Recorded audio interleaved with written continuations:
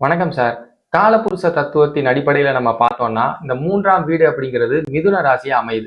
இந்த மிதுனம் அப்படிங்கிறது என்ன சார்? கம்யூனிகேஷன் சம்பந்தமான ஒரு துறையை குறிக்கிறது தான் மிதுன ராசி தான். அதனோட அதிபதி பாருங்க, நம்மளோட முன்னோர்கள் புதன் அதுக்குண்டான அதிபதியா கொடுத்துருக்காங்க. இப்ப இந்த கால சூழல்ல நீங்க ரொம்ப உன்னிப்பா கவனிச்சு பாத்தீங்கன்னா, ஐடி துறையில நிறைய ரெவல்யூஷன் வருது. ஏஐ டெக்னாலஜி அப்படிங்கிறாங்க. அதே நேரத்துல பாத்தீங்கன்னா புதிய புதிய தொழில்நுட்பம், ரோபோட்டிக்ஸ் அதுன்னு நிறைய சொல்றாங்க. எல்லாத்துக்கும் காரகன் அப்படிங்கிறது இந்த மிதுன ராசி அப்படிங்கிறது, மிதுன ராசியினுடைய வளர்ச்சி அப்படிங்கிறது ரொம்ப வேகமா இருக்கு அப்படின்னு தெரிஞ்சுக்கலாம். அப்ப நம்ம ஜாதகத்தோட இது எப்படி இணைச்சு பாக்குறது சார்?